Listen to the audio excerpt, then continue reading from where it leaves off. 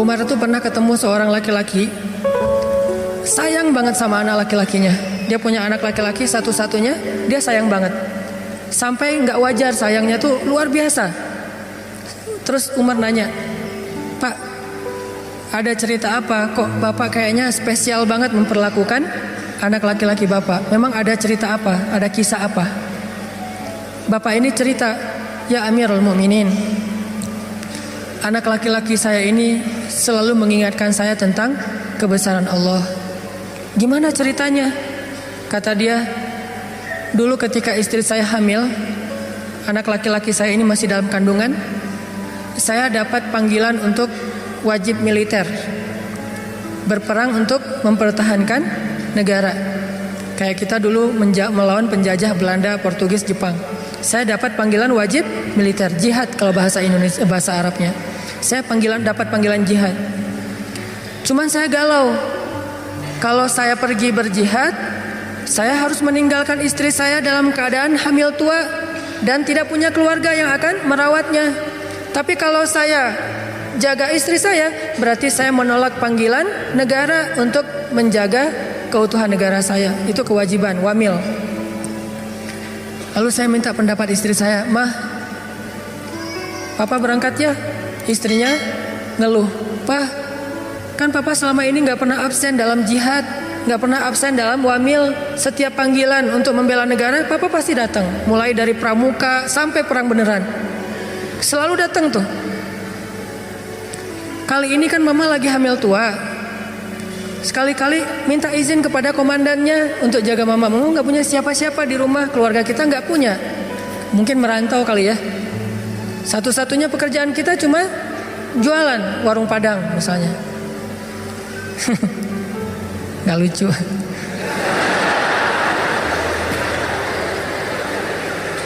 Akhirnya suaminya istikharah. Ternyata istikharah itu gak bisa sekali teman-teman. Kalau pengen muncul sebuah kemantapan hati, istikharah itu harus berkali-kali. Istikharah pertama belum jelas. Galau mau milih yang mana di antara dua calon. Istikharah pertama masih kabur nih, dua-duanya nggak ada mantap di hati. Istikharah kedua, ketiga terus aja nggak mantap. Kenapa ya? Oh ternyata dua-duanya udah nikah, jadi emang nggak mantap. Salah istikharahnya nih. Istikharah. Setelah istikharah sekian lama, akhirnya mantap. Dia harus berangkat meninggalkan istrinya. Dia bilang ke istrinya, "Mah, sepertinya Papa harus berangkat." Istrinya nangis-nangis. Sebelum berangkat dia pegang perut istrinya. Dia berdoa, "Ya Allah, saya titipkan bayi saya di dalam kandungan istri saya ini kepada Engkau. Engkau sebaik-baik penjaga." Dengan mantap dia. Di hatinya tuh yakin banget, "Ya Allah, saya titipkan bayi saya ini kepadamu. Engkau sebaik-baik penjaga." Mantap di hatinya. Berangkat. Gak lama setelah dia berangkat, dia dengar kabar istrinya meninggal dunia. Sebelum sempat melahirkan, meninggal dunia. Dikuburkan. Dia pun pulang, minta izin dari komandannya pulang dan mencari kuburan istrinya. Ketika dia datang ke kuburan istrinya, dia ngelihat kuburan istrinya itu ngeluarin asap.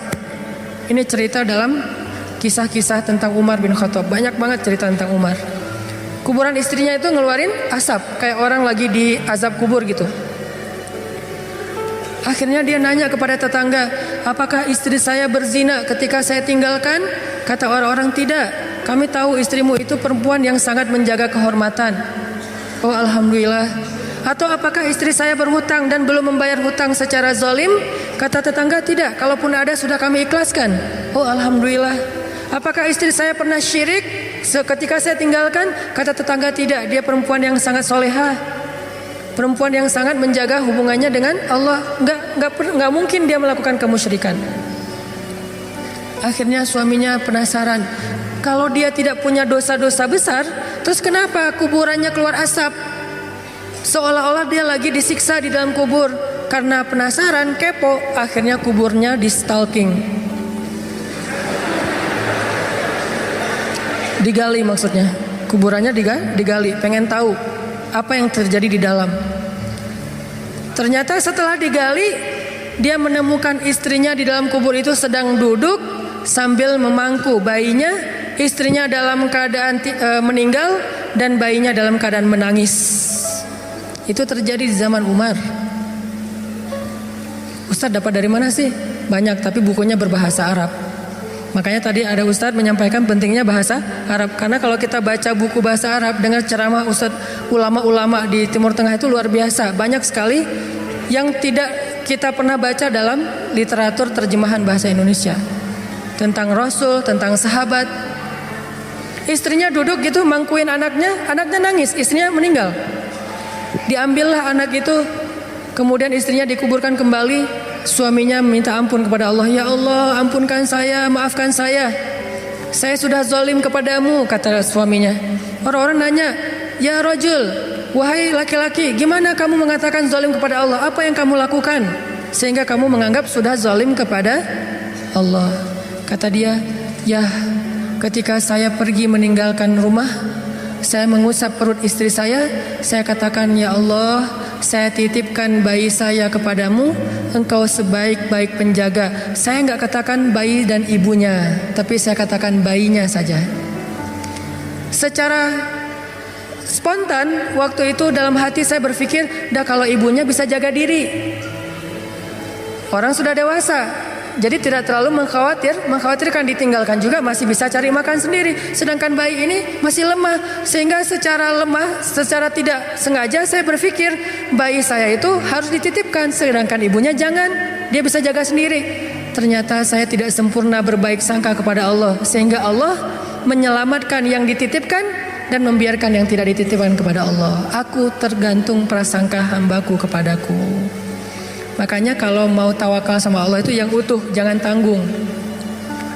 Kalau mau menyerahkan satu urusan kepada Allah itu yang utuh, jangan tanggung. Apa utuhnya? Yakinnya yang utuh. Jangan, bisa nggak ya? Ya udah deh, doa aja dulu. Bisa nggak bisanya kita lihat aja nanti. Jangan muji Allah. Jangankan Allah, hamba aja, ulama aja kita nggak boleh muji. Salah satu adab dalam mencari ilmu itu apa teman-teman?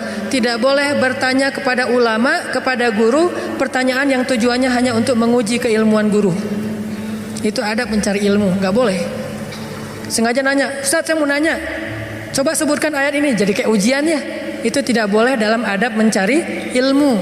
Karena yang boleh bertanya hal yang kayak gini, ngetes guru hanyalah gurunya.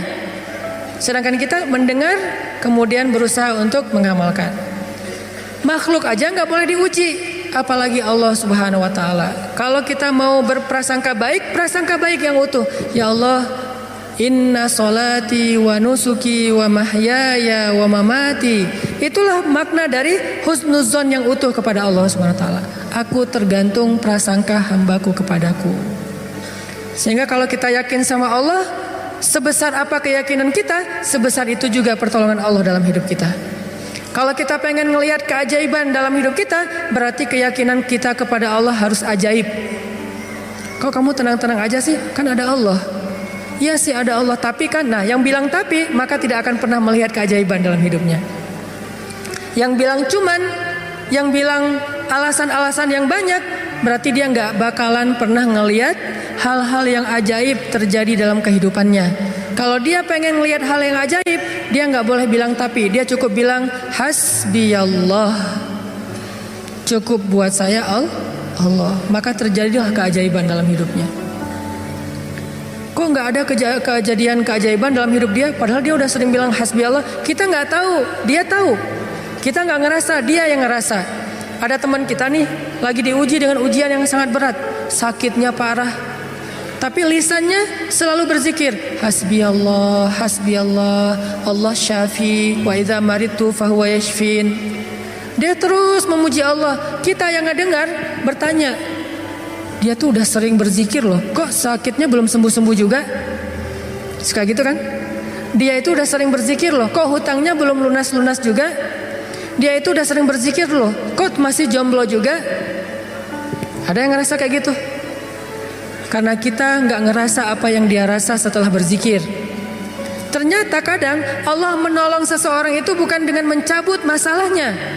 Yang lebih hebat lagi, Allah menolong seseorang dalam masalah dengan cara menguatkan hatinya dalam menghadapi masalah.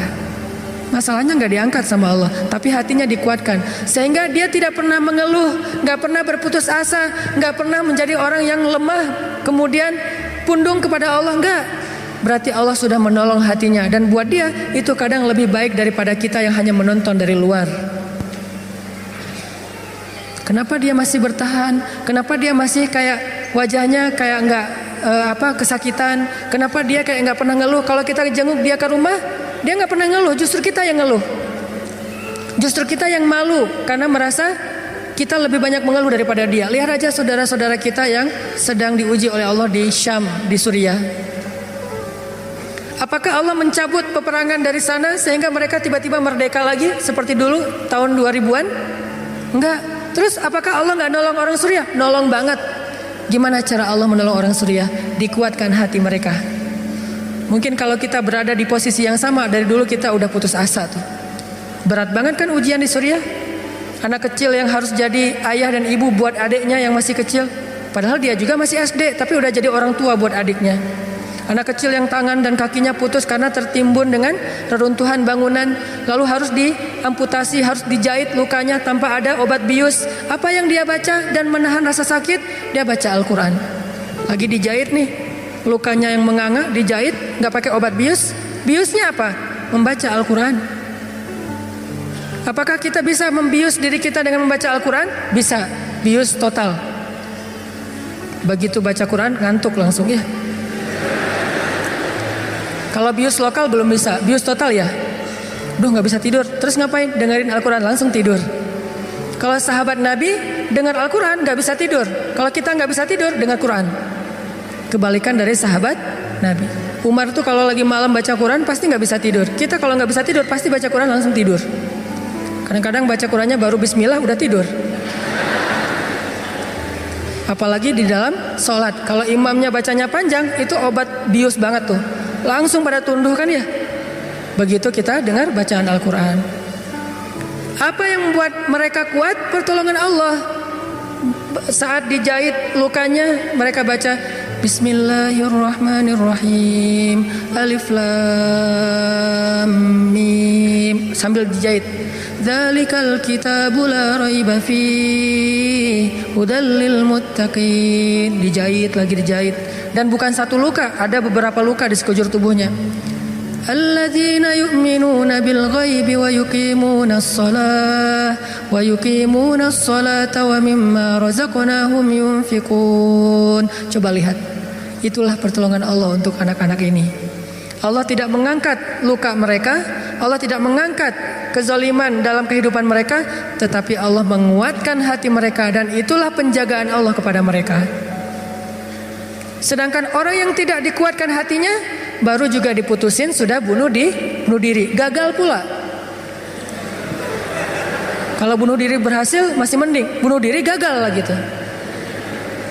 Loncat dari jembatan kesangkut misalnya, gak enak banget kan ya.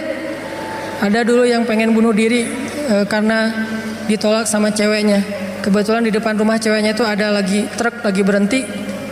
Terus dia balapan, sengaja nabrakin dirinya ke truk yang lagi berhenti, tepat di depan rumah ceweknya. Kenapa? Pengen nunjukin ke ceweknya, aku gak bisa hidup tanpa kamu. Coba. Kenapa bisa kejadian kayak gini? Karena hatinya tidak dikuatkan. Kenapa ada orang yang berkali-kali diputusin, tetap aja datang lagi. Kuat banget tuh hatinya. Berkali-kali diputusin, datang lagi. Bukan datang ke yang lain, datang ke yang sama. Sampai orang yang putusinnya, yang putus asa memutuskan, akhirnya menerima. Nah, di sini berarti bukan soal layak dan tidak, soal siapa yang paling sabar ya. Kan kata Umar bin Khattab, rahasia kemenangan dalam satu pertarungan, ini yang ngomong jawaranya ya, Umar bukan saya. Kalau saya mungkin bukan petarung. Kalau Umar kan petarung. Dia ngomong apa? Rahasia kemenangan dalam satu pertarungan bukan teknik, bukan kekuatan fisik, tapi ketahanan, kesabaran. Siapa yang paling sabar, dia yang akan menang. Siapa yang paling sabar sampai ronde 10, maka dialah yang menang. Begitu juga dalam kehidupan, siapa yang paling kuat, dialah yang akan sukses, yang paling sabar. Ternyata kadang Allah menolong kita bukan dengan cara buat hidup kita gak ada masalah. Justru kadang masalah itu kuliah buat kita. Masalah itu nyantri buat kita. Masalah itu kursus buat kita, biar kita mengerti kebaikan. Mengerti artinya menjadi orang yang tangguh. Tapi Allah kuatkan hati kita, sehingga kita berbaik sangka. Ihfazillah yahfazka. Jaga Allah, Allah jaga kamu. Berbaik sangka kepada Allah. Misalnya lagi ada musibah, oh kayaknya Allah mau ganti yang lebih baik nih. Kayak gitu. Ada musibah langsung berbaik sangka, Allah mau ganti yang lebih baik. Istri saya tuh salah satunya, dan beliau aktivis mengurus pasien-pasien kanker yang kurang mampu di Bandung. Jadi kita punya namanya Rumah Teduh, menampung ada sekitar 6 rumah, menampung lebih dari 70 pasien, termasuk ada yang dari Garut, dari Tasik, dari pelosok-pelosok, bahkan ada yang dari Garut bagian selatan yang kemarin sempat kita anterin, udah meninggal pakai ambulan. Dari Bandung ke rumahnya itu 12 jam. Karena pertama udah sampai di jalan raya harus digotong, nggak bisa naik mobil ke atas ke bukit gitu. Gotongnya aja sejam. Kalau pakai motor nggak mungkin kan, bawa tandu kan, pakai motor nggak mungkin ya. Tapi kalau teman-teman anak-anak motor kayaknya bisa nih ngetrik ya, bahwa kalau kita nggak bisa akhirnya ditandu sejam naik ke atas tuh. Nah, kemarin ada kejadian di salah satu rumah teduh untuk nampung pasien-pasien yang kurang mampu bersama keluarga mereka. Ada satu pasien nyamar. Dia pura-pura sakit, terus tinggal di situ sehari. Tiba-tiba malam hari dia hilang. Semua HP keluarga pasien diambil, dibawa lari. Mencuri HP pasien kanker kurang mampu. Coba kurang apa dosanya tuh? Mencuri HP, nyopet HP orang di mall masih mending, dosa lah ya. Tapi nggak dosa segede itu ya, nggak berlipat-lipat. Ini dosanya apa? Mencopet, mengambil HP pasien, keluarga pasien kanker kurang mampu. Yang di HP itu satu-satunya alat untuk komunikasi, ngurus pengobatannya. Kita nelpon mereka juga di situ, nelpon dokter lewat HP itu, diambil sama dia. Hilang sekitar 5 HP, 5 pasien. Langsung kita coba snapgram di sosial media. Dalam hitungan jam Allah ganti HP yang lebih bagus, jumlahnya 2 kali lipat. Itu juga kita stop. Kalau enggak mungkin 10 kali lipat jumlahnya. Bisa jualan HP itu. Kita taruh Instastory, kita butuh HP nih. Ada 5 pasien kita yang kehilangan HP dalam satu musibah. Mudah-mudahan Allah ganti yang lebih baik. Ternyata langsung pada ngejapri, saya ganti. Bukan HP bekas, HP baru yang harganya mungkin lebih mahal berkali-kali lipat dari yang hilang. Dan jumlahnya berkali lipat dari yang hilang. Hilang 5, yang udah terkumpul dalam hitungan 1 jam 10. Itu langsung kita stop. Kalau enggak bisa 100 tuh. Lumayan kan, bisa buka lapak lagi tuh. Nah ternyata benar, kalau kita berprasangka baik ke Allah, akhirnya mereka pas dikasih HP yang baru bingung, Pak ini gimana cara memakainya nih. Karena HP yang mereka selama ini kan yang HP hitam putih yang agak gede yang bisa ngelemparin maling ya. Sekarang HP-nya slim, warna, bisa selfie. Mudah-mudahan sih nggak sibuk selfie ya. Nah alhamdulillah dikasih yang lebih baik. Coba berprasangka aja sama Allah. Dan itu mudah banget bagi Allah. Saya juga pernah hilang HP. Malam-malam mau ada acara tahajud bareng. Bangun tidur karena udah telat bangunnya. Acara tahajud jam 2, saya bangun di rumah jam 2. Kan telat banget tuh, berangkat ke tempat masjidnya setengah jam paling cepat. Akhirnya karena panik, saya ambil HP, jatuh. Pas jatuhnya itu bagian layarnya langsung pecah, gak bisa lagi dipakai digit. Wah HP saya hilang. Langsung doa, Allahumma ajurni fi musibati wa akhluf li khairam minha. Ya Allah, beri saya pahala dalam musibah saya, beri saya ganti yang lebih baik darinya. Waktu itu HP saya HP harga 2 juta. Paginya jam 10 pagi Allah ganti dengan Samsung Note 5 yang waktu itu harganya masih 10 juta. Coba langsung cash, langsung dikasih sama Allah. Gimana caranya? Allah yang punya cara. Dan kita nggak harus tahu caranya, karena ayatnya juga wa yarzuqhu min haitsu la yahtasib, dari jalan yang Allah yang kalian tuh nggak pernah duga. Prasangka baik sama Allah. Ditolak, oh berarti akan diberikan yang lebih baik dari ini. Ditolak lagi, oh berarti lebih baik lagi. Cari lagi yang lebih baik, ditolak lagi. Makanya nyari yang terbaik. Begitu ditolak, Allah berarti akan menggantikan yang lebih baik dari dia. Itu ada cewek Masya Allah, berhijab, hafal Al-Quran, juz 30. Lancar. Ini kayaknya tipe saya banget nih. Jadi saya gak perlu repot-repot ngajarin Al-Quran ke anak saya. Udah ada mamanya. Ini kayaknya cewek yang setia, keibuan. Kayaknya dia gak senang keluar, lebih senang di rumah. Pas banget dengan tipe kita misalnya. Ternyata pas datang ditolak. Maaf saya udah tunangan. Lagi-lagi kayak gitu ya. Gak survei dulu sih, langsung datang aja.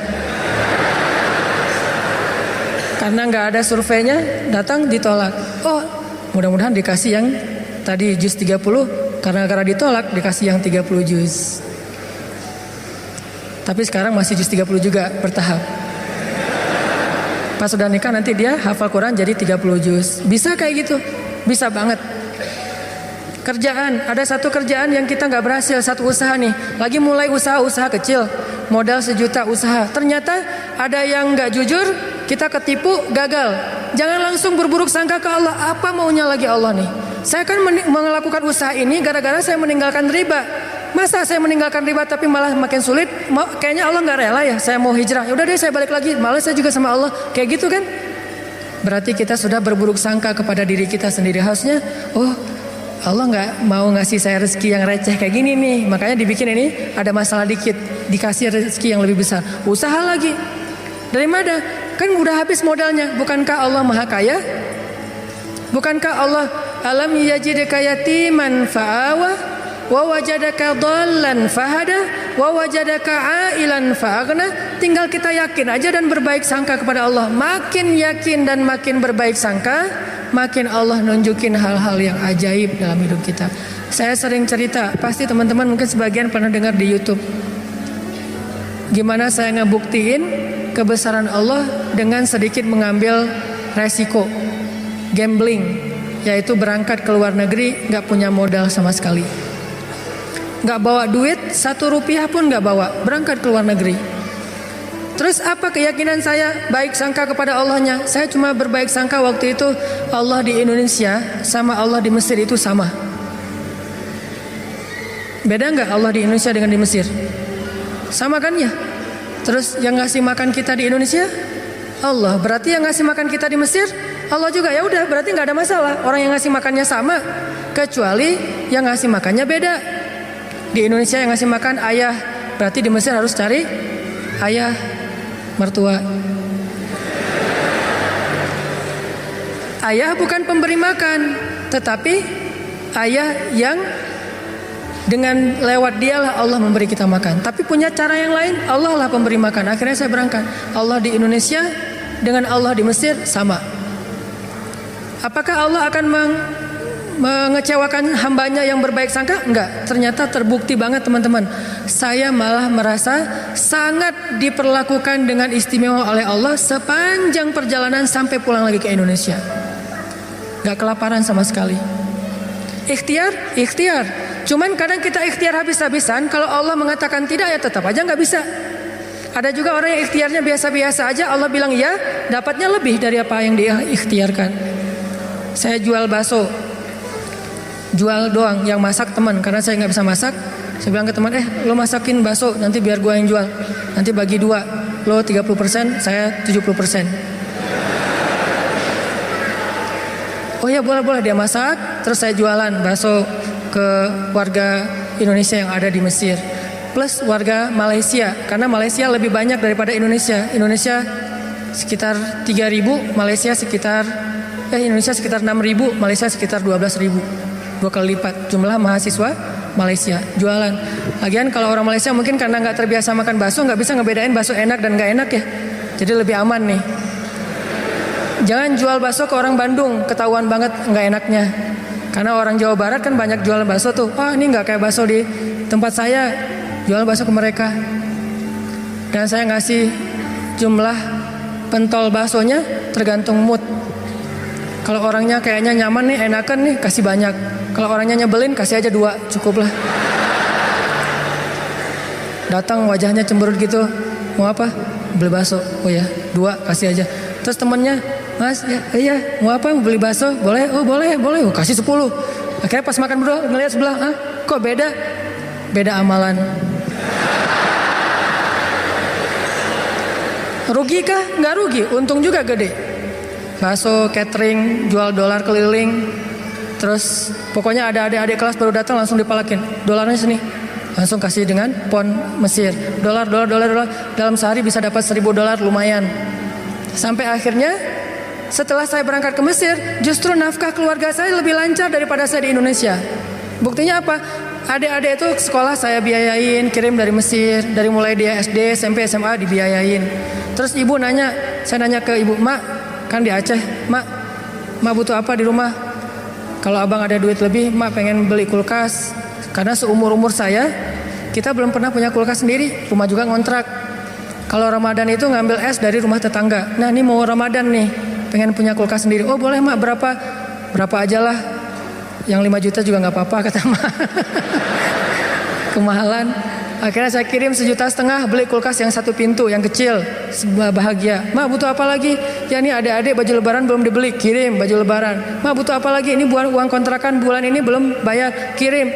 Ternyata benar, kalau kita berbaik sangka ke Allah sekali, Allah akan ngebalasnya minimal 10 kali. Sampai menikah di sana, punya anak di sana, pulang ke Indonesia. Saya sering gambling dengan cara berbaik sangka kepada Allah. Tapi jangan gambling sesuatu yang Allah gak janjikan ya. Saya berbaik sangka ke Allah, berdiri aja di rel kereta, pasti gak akan ditabrak lah. Allah gak pernah bilang siapa yang berdiri di rel kereta akan aku tolong dan tidak akan ditabrak. Gak ada janji Allah kayak gitu. Ada gitu ayatnya. Coba gambling ke yang ada ayatnya. Siapa yang bertakwa pasti akan aku kasih jalan keluar. Siapa yang bersabar pasti aku berikan pertolongan. Siapa yang sholat pasti aku akan membantu dia. Yang Allah udah janjiin, maka gamblinglah dengan hal itu. Ambillah resiko dengan janji-janji itu. Tapi kalau Allah gak ngejanjiin apa-apa, jangan ambil resiko. Karena Allah juga gak punya perjanjian. Siapa yang loncat dari tower pasti akan selamat. Gak ada ayatnya, gak ada hadisnya. Siapa yang minum racun gak apa-apa, karena dia minum racunnya ikhlas. Gak ada minum racun ikhlas. Ini teman-teman, berbaik sangka kepada Allah, maka kita gak bakalan kecewa. Ada masalah apa aja, balikin lagi ke Allah. Oh ini kayaknya Allah pengen ngasih kebaikan. Yang baik-baik aja yang dipikirin tentang Allah. Begitu sekali kita berburuk sangka ke Allah, sekali itu kita telah memberikan kesempatan buat diri kita untuk celaka atau mendapatkan kerugian. Aku tergantung prasangka hambaku kepadaku. Makanya cerita yang paling populer yang kita baca di Al-Quran itu ketika Nabi hijrah ke Madinah. Apakah perjalanan hijrah Nabi mudah? Enggak. Jadi kalau kita ngerasa perjalanan hijrah kita itu enggak mudah, berarti kita juga ngerasain apa yang dirasakan Nabi Muhammad SAW. Bukan kita doang yang susah dalam hijrah, Nabi juga susah. Padahal Nabi lebih dekat ke Allah daripada kita. Yang mudah itu siapa? Umar. Itu hijrah yang paling mudah. Sebelum hijrah, posting dulu. Besok mau hijrah, hari ini posting. Captionnya apa? Wahai orang-orang Quraisy, ketahuilah bahwa saya besok bakalan hijrah. Siapa yang pengen istrinya jadi janda, anaknya jadi yatim, tunggu saya di balik bukit itu. Langsung share location, bukit yang mana. Umar tuh yang posting dulu. Gak ada yang berani nge-like coba. Sepi aja, tuh postingan Umar yang paling sepi itu. Gak ada yang berani nge-like, gak ada yang berani komen. Diem aja, anteng. Besoknya Umar hijrah. Ada nggak yang berani nungguin Umar di luar kota? Nggak ada. Yang berani mencegat Umar? Nggak ada. Karena mencegat Umar sama aja dengan bunuh diri. Ada 2 orang yang nggak berani dicegat di Quraisy tuh, Umar sama Hamzah. Sedangkan Rasul dan Abu Bakar orang yang dianggap lemah. Walaupun sebetulnya Nabi kuat, cuman nggak pernah bertarung, nggak pernah mukul orang sehingga nggak ditakuti. Kalau adu kekuatan pasti Nabi itu paling kuat, cuma kan nggak pernah mukulin orang, sehingga dianggap ini mah orang nggak menakutkan. Kalau Umar kan sering mukul orang, bukan sering, hobi itu. Sebelum hijrah, hobi mukul orang. Sama kayak Nabi Musa, hobi noel orang, noel aja mati. Lo apaan sih? Mati. Kan orang Kipti kan ditoel sama Nabi Musa, belum diapa-apain, baru ditakol dikit lah, udah mati. Ini Umar. Paling gampang hijrah itu Umar. Sedangkan Nabi sendiri yang lebih soleh daripada Umar, susah hijrahnya. Harus sembunyi-sembunyi, harus diam-diam, harus ngambil arah yang berlawanan dari kota Madinah. Kota Madinah ke sebelah sini, Nabi malah perginya ke sebelah sini. Bukan mendekat, malah menjauh dari Madinah. Terus masuk ke dalam sebuah lubang, bukan goa, lubang. Lubang kecil namanya di atas Jabal Sur, sehingga disebut dengan Gua Sur. Sembunyi berdua sama Abu Bakar di situ nyumput. Ketahuan juga tuh takdir Allah. Kenapa Allah nggak buat orang-orang menjauh biar Abu Bakar dengan Rasulullah itu enak di dalam tempat itu, nggak ada yang ganggu. Sengaja Allah bikin skenarionya kayak gitu. Untuk apa? Untuk tunjukkan bahwa Allah Maha Kuasa. Buat orang yang beriman itu nggak ngaruh. Mau kayak gimana juga sulitnya nggak ngaruh. Yang penting Allah ridho. Itu aja yang penting. Yang penting Allah bersama kita. Cuma itu yang penting. Sehingga akhirnya ketika orang-orang berada tepat di mulut gua, itu jarak Nabi sama musuhnya itu cuma hitungan jengkal loh. Setengah lutut mereka, setengah kaki mereka itu udah kelihatan sama Nabi kayak gini nih. Tepat di depan Nabi. Sampai Abu Bakar berbisik ke Rasulullah, "Ya Rasulullah, kalau mereka ngelihat ke bawah, pasti mereka akan menemukan kita. Gimana nih? Gimana nih?" Abu Bakar yang khawatir. Abu Bakar yang takut, bukan takut dan khawatir terhadap keselamatan dirinya, tapi khawatir terhadap keselamatan kekasihnya Rasulullah SAW. Saking sayangnya Abu Bakar kepada Rasul. "Ya Rasulullah, gimana nih? Gimana nih?" Apa kata Rasulullah? "Ya Abu Bakar." Lembut Nabi ngomongnya. "Ya Abu Bakar, ma dhannuka bisnain? Allahu salisuhuma." Ya Abu Bakar, kenapa kamu mikir kita berdua doang? Bukankah Allah yang ketiga? Jadi kalau kita merasa sendiri, kenapa kita berpikir kita sendiri? Bukankah Allah yang kedua? Kalau kita merasa sedikit, kenapa kita berpikir sedikit? Bukankah Allah itu punya banyak pasukan yang diturunkan dalam perang Badar, perang Ahzab dan yang lainnya? Ma dhannuka bisnain? Allahu salisuhuma. Kenapa kamu mikir cuma berdua padahal Allah yang ketiga? La tahzan, innallaha ma'ana. Jangan khawatir ya Abu Bakar, Allah bersama kita. Setelah Rasulullah ngomong kayak gitu, apa yang terjadi? Apakah musuh kemudian menemukan mereka? Tidak. Gimana cara Allah memalingkan mereka? Allah palingkan hati dan pikiran musuh. Gak kepikiran ngelihat ke bawah, gak pengen juga ngelihat ke bawah. Ini cara Allah nih. Kalau ada berita bahwa di situ ada laba-laba, ada merpati bikin sarang, itu masih kontroversi di antara ulama. Ada ulama mengatakan itu benar, ada ulama mengatakan itu dhaif. Allahu alam. Tapi yang pasti Allah memalingkan mata, pikiran dan hati musuh dari melihat ke arah Rasul dan Abu Bakar. Itulah pertolongan Allah. Bukan ketemu terus tarung, musuh kalah. Gak usah serepot itu. Allah gak mau juga ngerepotin hambanya. Allah cuma pengen nunjukin kebesarannya aja. Dibuat musuh datang sampai sedekat mungkin, ukurannya cuma beberapa sentimeter, tapi dalam kedekatan yang luar biasa itu Allah tunjukin mereka tidak bisa ngapa-ngapain. Dipalingkan aja wajahnya, ngelihat ke semua sisi dilihat, tapi ke bawah enggak. Kan enggak masuk akal kan? Kenapa bisa kayak gitu? Inilah kebesaran Allah. Padahal harusnya ngelihat ke semua sisi, termasuk lihat ke bawah, ada orang enggak di dalam lubang-lubang itu. Enggak kepikiran sama sekali. Apakah satu orang musuh? Ada puluhan musuh. Dan puluhan musuh itu tidak satu orang pun yang berpikir untuk ngelihat ke dalam lubang itu. Satu orang pun gak berpikir. Begitulah cara Allah menolong kita. Allah bisa buat semua hati sayang kepada kita, sehingga Allah angkat derajat kita. Allah mengangkat derajat seseorang, merendahkan yang lain. Tiba-tiba semuanya jadi simpatik sama kita, respect sama kita. Mudah banget buat Allah. Dan kita melihat itu dalam banyak kejadian dalam kehidupan kita. Ada orang yang tiba-tiba muncul, ada orang yang tiba-tiba tenggelam, dan itu cara Allah. Ada yang orang tiba-tiba Allah buat dia terkenal, tiba-tiba orang dihindarkan dari semua orang, tinggal sendiri. Itu sangat mudah buat Allah. Makanya berbaik sangkalah kepada Allah dalam semua urusan.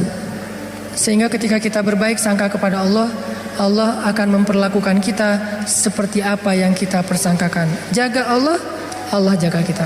Itu satu. Hari ini dua aja nih. Gimana maksud jaga Allah sehingga Allah jaga kita? Satu, berbaik sangka. Kedua, arti jaga Allah, Allah jaga kita ada di Al-Baqarah. Fadhkuruni azkurukum. Ingatlah Allah ketika kita senang, nanti Allah ingat kita ketika kita susah. Itu ayatnya.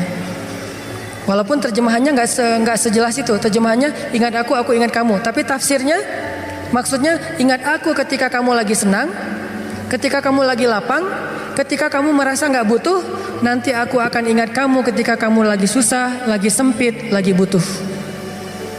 Fadhkuruni adzkurkum. Jangan cuma ingat Allah pas kita butuh, sehingga nanti Allah baru akan ingat kita di kebutuhan berikutnya. Karena Allah membalas perbuatan kita, bukan langsung waktu itu. Jadi kalau kita mau ditolong ketika susah, jadilah orang yang selalu mengingat Allah ketika kita senang. Lagi nggak ada masalah nih, tetap ingat Allah. Gimana ingat Allah ketika kita lagi senang? Bersyukur. Ketika dapat nikmat, alhamdulillah ini nikmat dari Allah. Diingat, Allahnya tuh dimention terus, di tag terus, sehingga ketika nanti kita kekurangan, Allah akan bilang, itu hambaku lagi kekurangan, aku bantu deh. Karena ketika aku kasih dia nikmat, dia ingat aku. Begitu dia punya masalah, aku akan ingat dia. Apa contohnya?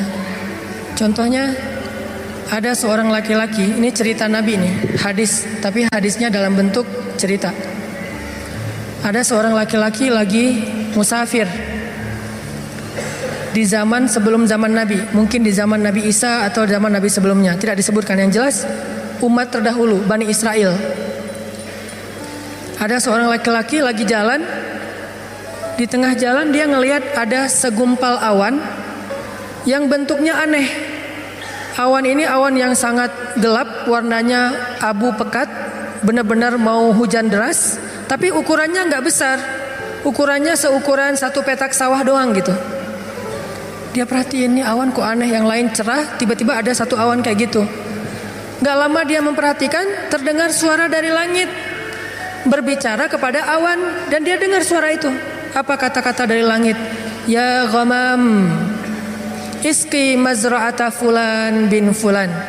Wahai awan, turunkanlah hujanmu ke sawah fulan bin fulan. Fulan bin fulan ini disebutkan namanya. Wahai awan, turunkanlah airmu ke sawahnya fulan bin fulan. Setelah suara ini berbunyi, awan itu pun berarak, dibawa oleh angin. Berarak, laki-laki ini memperhatikan dan ngikutin. Kan tadi dia penasaran kan, dia kepoin mau kemana nih awan, ikutin tuh awan. Terus setelah sekian lama dia ikutin, awan itu pun berhenti di atas sebuah petak sawah, di antara banyak petak sawah. Jadi ada persawahan, awan itu berhenti di salah satu petak sawah. Tiba-tiba turun hujan lokal. Cuman di petak sawah itu aja, yang lain tetap kering, yang itu basah. Ini di tengah musim kemarau, ada awan yang turun hujannya cuma di satu petak sawah. Diperhatiin, aneh juga nih hujan lokalnya. Sampai akhirnya awannya hilang, hujannya reda. Setelah itu muncul seorang laki-laki dari petani yang datang ke sawah itu berteriak, Allahu Akbar, Allahu Akbar, Alhamdulillah, Alhamdulillah. Kemudian laki-laki musafir ini pun mendekat. Dia tanya, Pak, ini sawah punya siapa? Kata laki-laki itu, punya saya, Alhamdulillah Allah kasih air.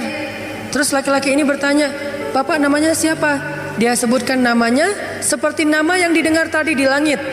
Berilah air ke dalam sawah fulan bin fulan. Nama saya fulan bin fulan.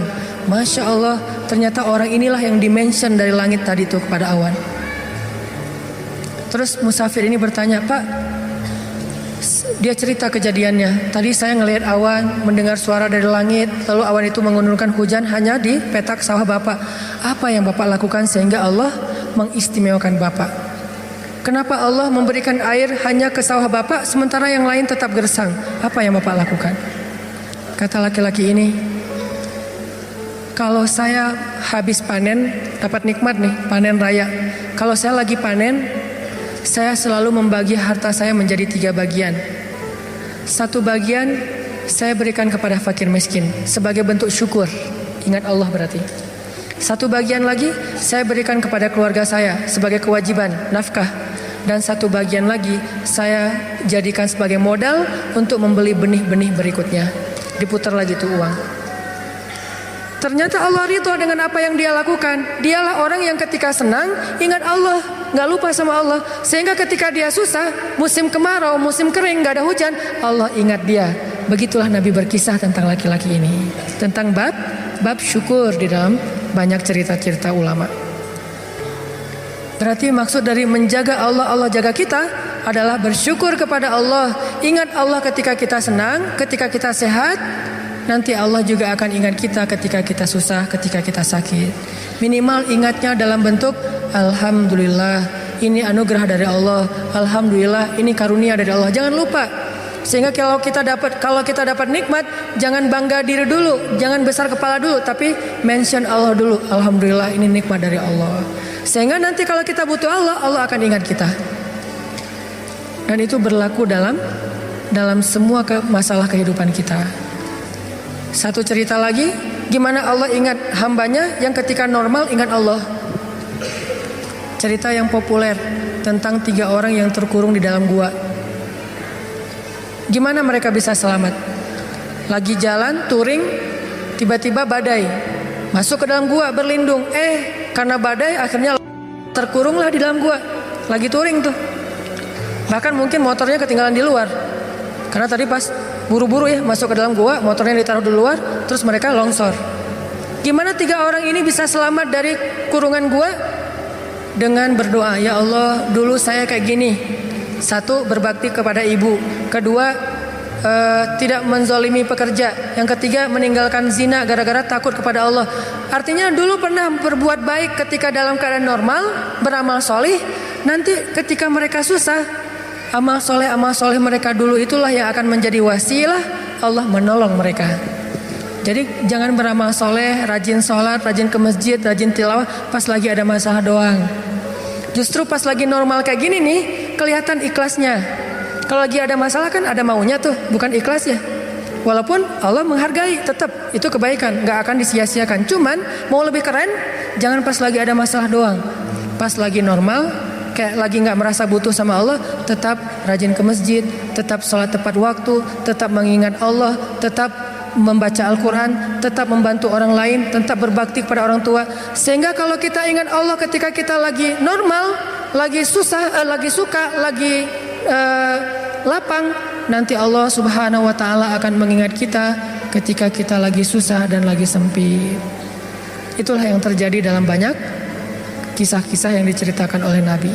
Mudah-mudahan ini bisa jadi booster buat kita teman-teman. Kesimpulannya satu-satunya berbuat baik atau habis-habisan yang gak bakalan dikecewain itu adalah habis-habisan kepada Allah. PDKT yang gak bakalan kecewa itu PDKT-nya kepada Allah. Telepon yang gak bakalan di-reject itu telepon Allah.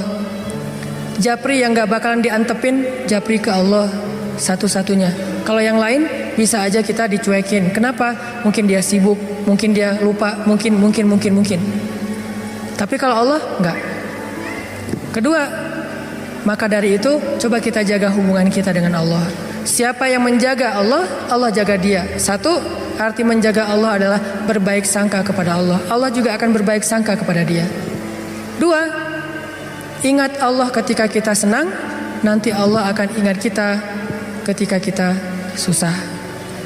3, sebagai penutup, arti berbaik sangka kepada Allah. Allah berbaik sangka kepada jaga Allah, Allah jaga kita. Sedikit lagi ini penting. Ridholah dengan nikmat yang sedikit, maka Allah akan ridho dengan amal yang sedikit. Namanya amal kita banyak.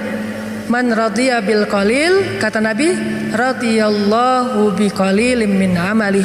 Siapa yang ridho dengan nikmat Allah yang sedikit, menurut dia sedikit, maka nanti Allah juga akan ridho dengan amalnya yang sedikit. Salat kita yang pas-pasan, ibadah kita yang pas-pasan, tilawah kita yang pas-pasan, Allah ridho. Kenapa Allah ridho?